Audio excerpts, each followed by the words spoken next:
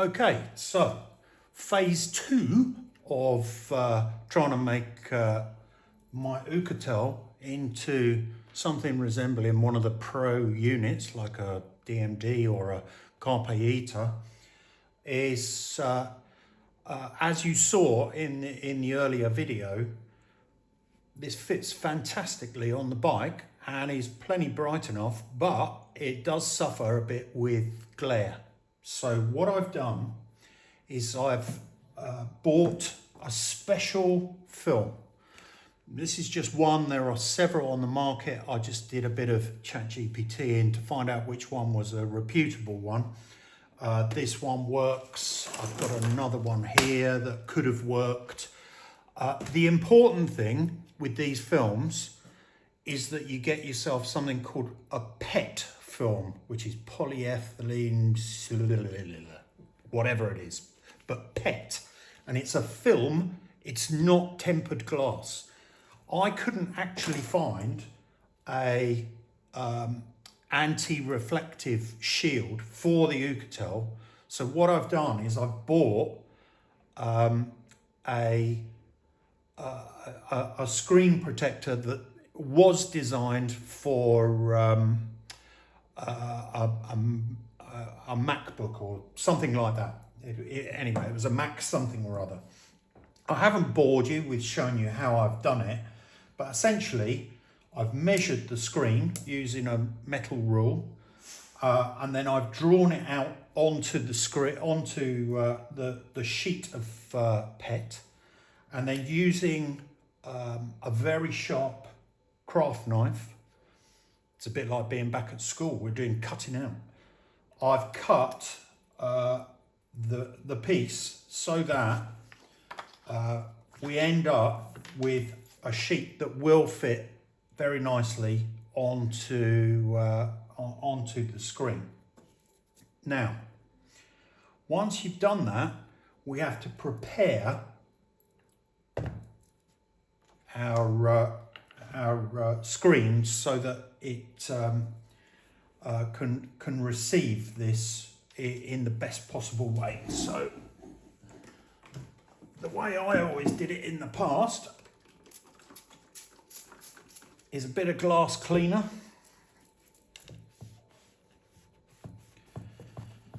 Make sure I live in the hairiest house in the world because I have 4 cats and 2 dogs. So there's always something floating around, and what we don't want to do is get it stuck behind our film, because otherwise it will be there forever. Okay, so that's now clean, but as you can see, look, already there's a piece of hair. So I'm going to use some glasses cleaner, one of these soft micro cloths, to make sure it's as clean as possible. And then I'm going to use an alcohol wipe, which came with the screen itself, and that just gets rid of any last bits of grease, or so that it's perfectly flat, clean, and ready to receive our screen. Now I've actually cut my screen slightly smaller. It doesn't really matter too much as it happens, because I don't know if you can see, the visible part of the screen is here, and I'm taking it all the way out to the edge. So as long as you go out past the screen, everything is fine. Now we need to wait for this to dry effectively. There we go. Now, what it says is there's 2 sides. One you take off before you apply it, one you take off after you've applied it. So this is the first one, and it says remove this before you start. And then with this one, it comes with these very handy stickers. And what we're going to do is just plonk this onto screen. And then taking, you can see it's full of bubbles.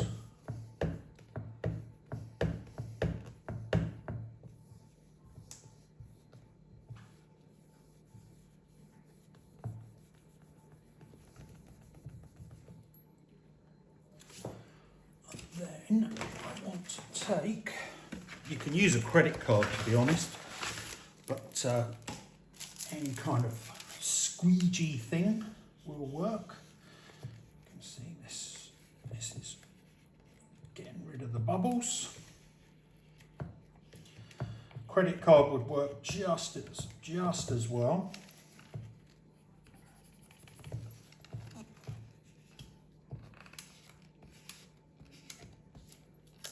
Take this one off now.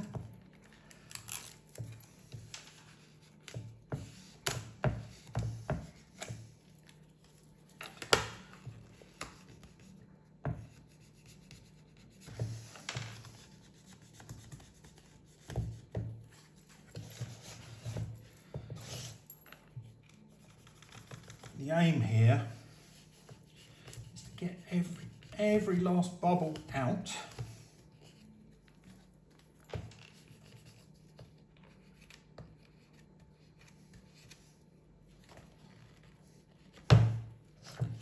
Which we've pretty much done now.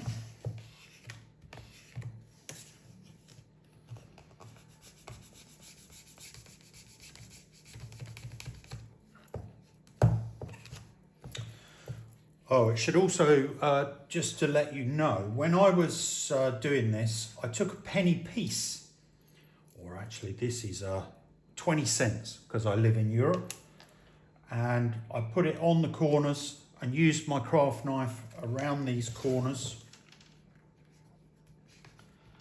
just to give it a nice, neat finish. We're nearly there.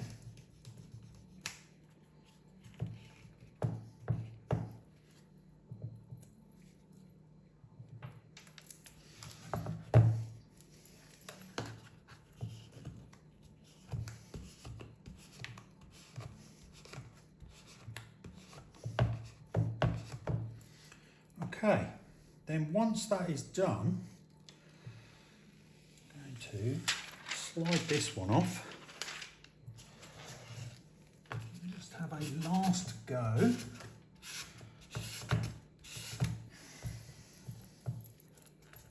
And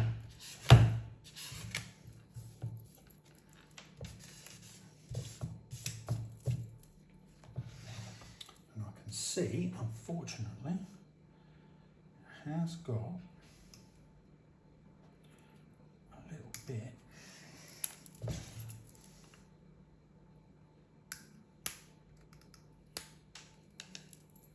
okay.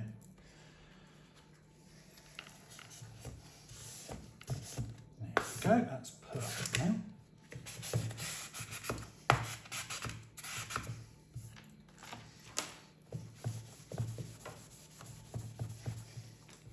Now, I don't know if you can see, but that is not reflective at all. So now we'll take it out on the bike and we'll have another go. And then we have a third stage as well that will help us to use the bike effectively as we possibly can. So, see you out on the bike.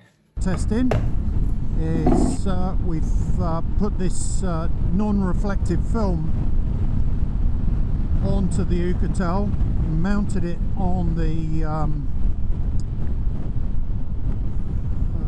this new Andy on the bike 3D printed tablet mount that I've got my hands on, which I have to say is absolutely superb. Feels really solid, and trust me, that tablet is not going anywhere, apart from the fact that it's locked in with a key, which is good because it means when I go to the petrol station I'm not messing around having to unload loads of stuff.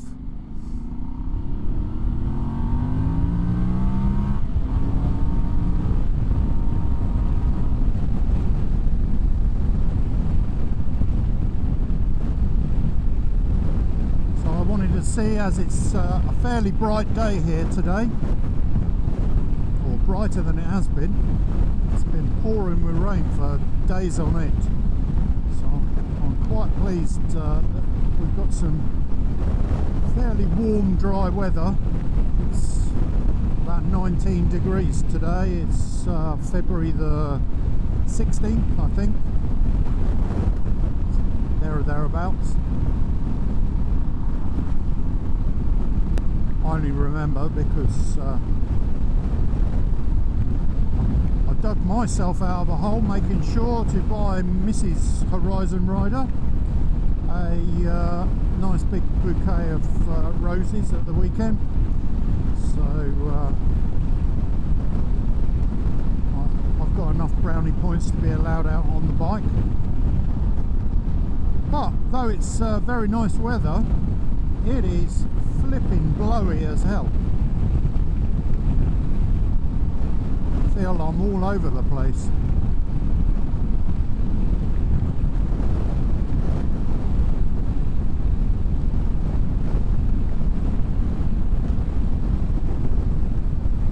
So just to remind everyone, why did I choose oh, look at this person, can't see, yes, bless her.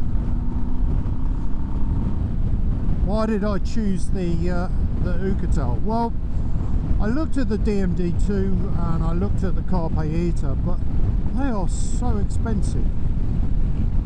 Okay, yeah, it's got you know, inbuilt charging,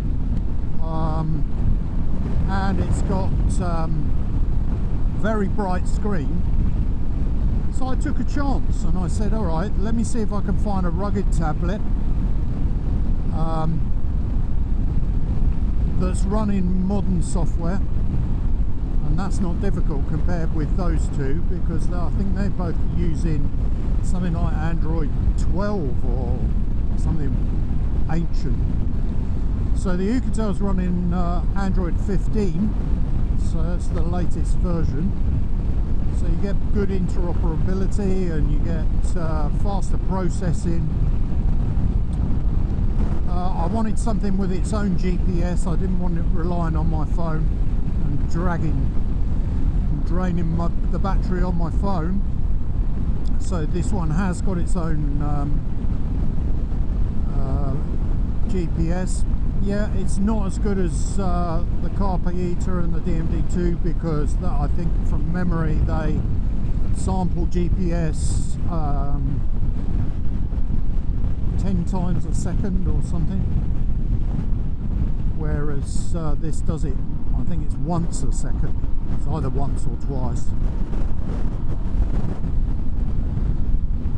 But as you can see, you know, I'm running Google Maps here, and it's running perfectly smoothly. It's not jerky or anything like that.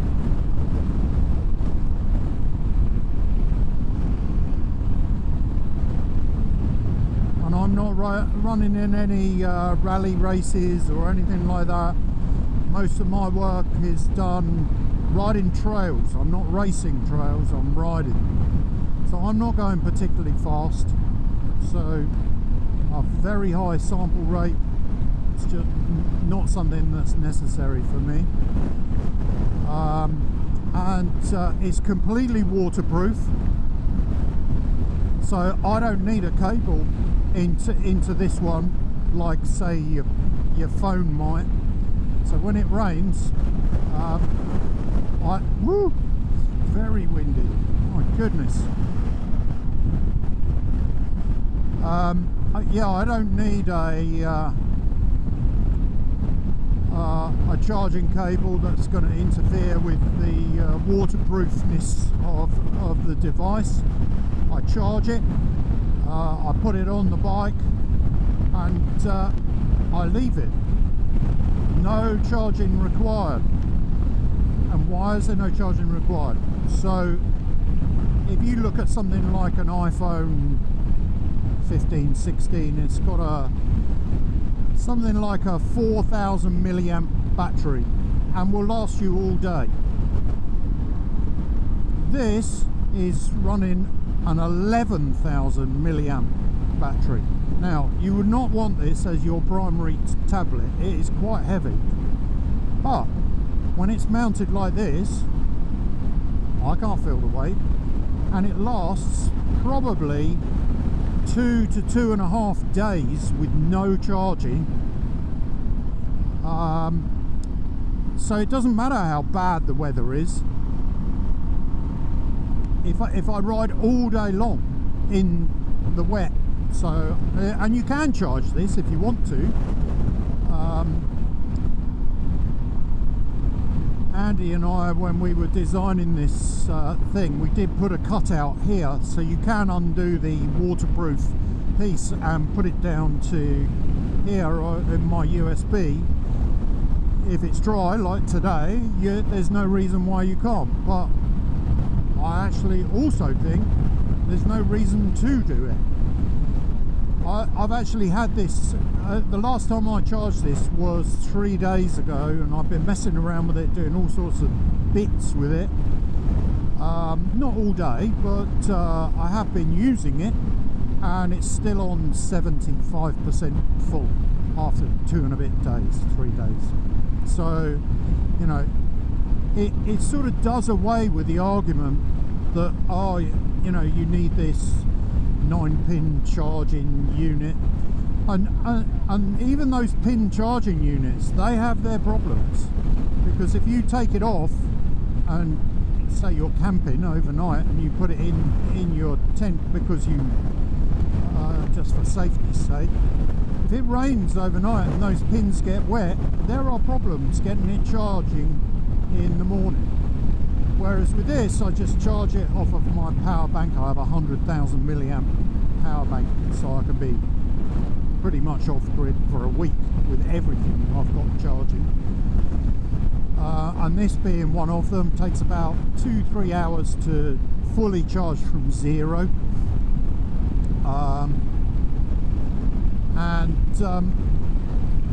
See how friendly these chaps are. Fairly.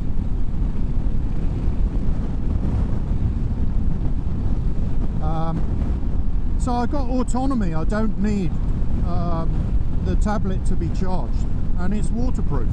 So it from the perspective that it's sold with these expensive Pro units, mine is just as good. The one area where it falls down a little bit, if you look at DMD or Carpe Eater, they're running somewhere around 2000 nits of brightness, so they have very, very, very bright screens. But this one, I forget what it is, I think it's about 800, something like that. But as you can see, to me, that is plenty bright enough. Why do you need it any brighter than that?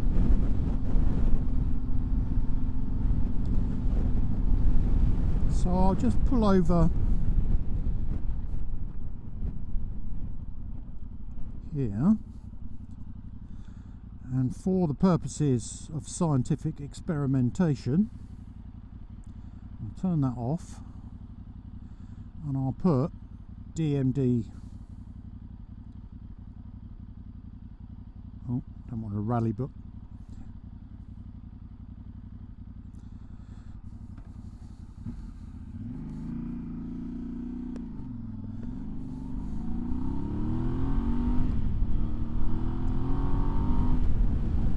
So that's the screen I'm going to be using, I guess, predominantly when I'm off-road.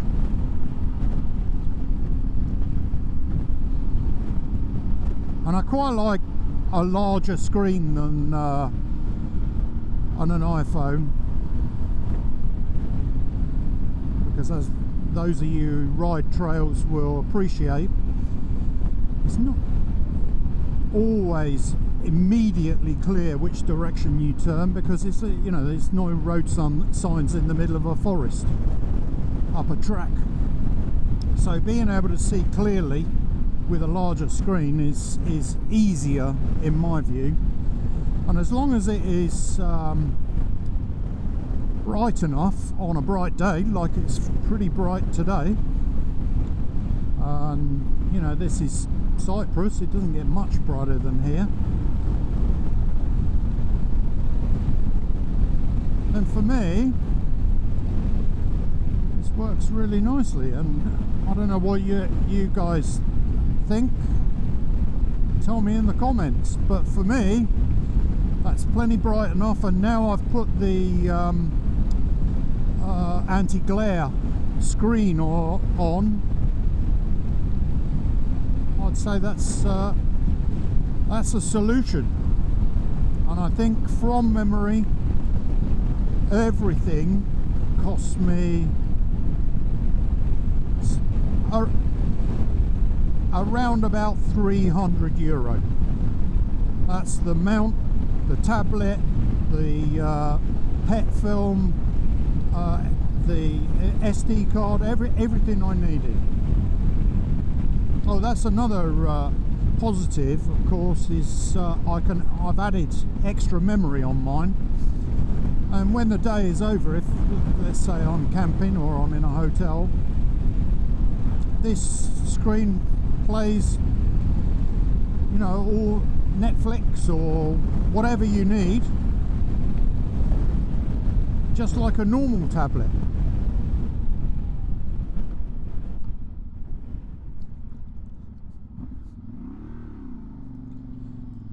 I do wish people would pay attention.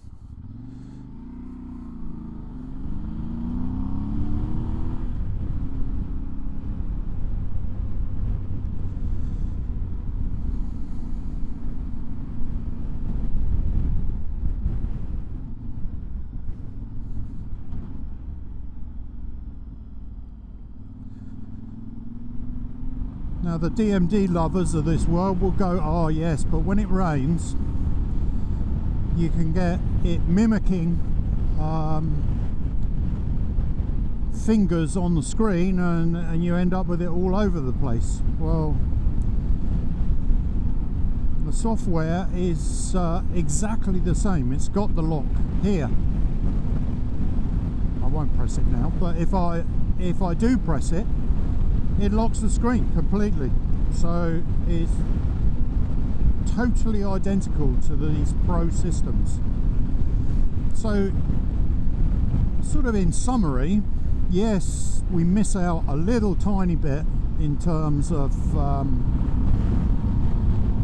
the brightness. Maybe once in a blue moon it'll be slightly annoying, but I'm not in the Sahara. I'm in Europe, and this seems to do the trick for a lot less. You know, ultimately it gives me I don't know, 800 euros in my pocket that I can spend on beer and petrol and adventures. That's a good result in my opinion. Or given I'm buying extra bikes, I can repeat it again and again. So I thought I'd just show you how well it fits into the case. I've unlocked it. There's a key up here, and then you literally lift this out. But even if you didn't have that in, this is not going anywhere. So you have to pull it quite hard to get it out. It's quite firmly inserted. So to put it in, it's got these spring-loaded pieces here, which you have to push it past. So that is in, and then you lock it, and that will set it in its place. So let's just run through this in summary at the end of this video. You know, what drove me to go to all of this trouble rather than just buy something. Well, to my mind, when I've just spent €9,000 on a bike, I don't want to spend 10% more just to give myself navigation. Now I could just use my telephone like lots and lots of people do, I personally use something called Real Rider. It's an application that's developed so that if you have an accident, the emergency services are alerted and they will come to your aid. And Real Rider provides accurate GPS representation where that phone is, where the application is. If the application is on the bike, and let's say I go off a cliff and the bike stays up on the mountain, guess what? The emergency services aren't coming to me, they're coming to the bike, which isn't very useful for keeping me alive. So I don't really like riding with, I do occasionally, but I don't really like riding with my phone on the handlebars. So why didn't I just buy one, other than the money? Well, part of it was a challenge, to be honest. Is it possible? And I happened to find this particular tablet. It's as rugged as they come. You can drop it on the floor. If you had an off on a river crossing, it can sit underwater, I believe, for an hour and a half. It's totally waterproof, down to 1.5 meters, I think. So it's more than enough for the purposes which I'm using it for. It has a great battery on it, 11,000 milliamp hours. Is coming on towards 3 times what an iPhone does. I'm finding that I can run this application on this tablet, on this bike, for 2 to 2 and a bit days with no charging whatsoever. And that's not forgetting, of course, it still does have a charger. If it's dry, like today, you can plug a cable in and 2 hours later it's fully charged again, and then you go another 2.5 days. But I'm really finding there is no need while I'm riding to have any cable at all. It is, at the end of the day, an Android tablet, so I can use it for everything, WhatsApp and messages and watching films in the evening or whatever I want. And the whole thing, including this mount, has cost me somewhere in the region of €300. So for me, this is a solution, but I'm really interested in understanding, what are you guys running? What are you guys thinking of if you're going to move into a navigation tab? And does this resonate with you? Is this something that you would consider? Anyway, thanks for watching. There'll be some more, I'm sure, as we ride the trails here in Cyprus. Stay safe, shiny side up, as they say, and I'll see you soon. Thanks very much.